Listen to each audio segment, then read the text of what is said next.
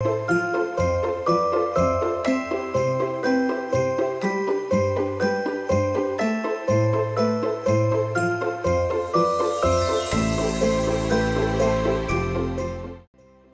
காலம் 2ஆம் வாரம் வியாழக்கிழமை.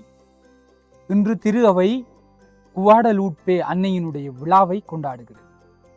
குவாடலூட்பே அன்னை யார், எவ்வாறு இந்த அன்னையினுடைய மரபு திருச்சபையிலே வந்தது என்று பார்க்கிற பொழுது, யுவான் தி கோ என்று சொல்லக்கூடிய ஒருவருக்கு அன்னை மரியாள் காட்சி கொடுத்து அன்னை மரியாவுக்காக ஒரு ஆலயம் கட்டுகிற ஒரு அறைகூவலை அந்த இளைஞனுக்கு விடுத்தார். ஆகவே அந்த அறைகூவலின் பின்புறத்திலே அவர் அணிந்திருந்த அந்த மேற்போர்வையிலே அவர் மலர்களை எடுத்துக்கொண்டு சென்ற பொழுது அங்கே தோன்றிய அன்னை மரியாவினுடைய திரு உருவம்தான் இன்றைக்கு குவாடலூட்பே அன்னை என்கிற பெயரிலே இன்றைக்கு திரு அவையிலே வழங்கப்படுகிறது.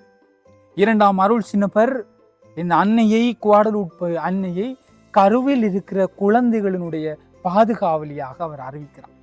எனவே இன்றைக்கு இந்த அன்னையினுடைய இந்த விழாவிலே, இந்த புகழ்பெற்ற அன்னையினுடைய இந்த விழாவிலே நாம் இருக்கிற பொழுது இறைவார்த்தை நமக்கு விடுக்கக்கூடிய செய்தி என்ன என்று பார்க்கிற பொழுது, இந்த இறைவார்த்தையிலே நாம் படிக்கிறோம், மனிதராய் பிறந்த எல்லாருக்குள்ளும் திருமுழுக்கு யோவான் பெரியவர் என்று சொல்லி இயேசு சொல்லுகிறார்.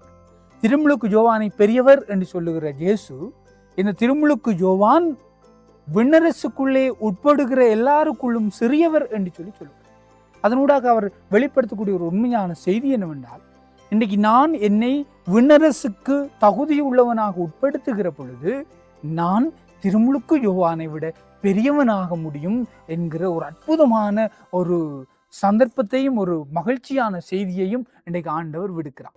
எனவே இன்றைக்கு இந்த அன்னையினுடைய விழா 61 லட்சத்துக்கும் அதிகமான மக்கள் ஒவ்வொரு ஆண்டும் திரண்டு வருகிற அன்னையினுடைய விழாவிலே இறைவார்த்தை நமக்கு விடுக்கக்கூடிய செய்தி, விண்ணரசுக்கு எம்மை உட்படுத்துகிற பொழுதுதான் நாம் எல்லாருக்குள்ளும் பெரியவராக இருப்போம். எனவே இந்த சிந்தனைகளை நாம் வாழ்வாக்கி இன்றைய நாளிலே விண்ணரசுக்குள் என்னை உட்படுத்தக்கூடிய காரியங்களை செய்ய இறைவரம் வேண்டி மன்றாடுவோம். ஆமென்.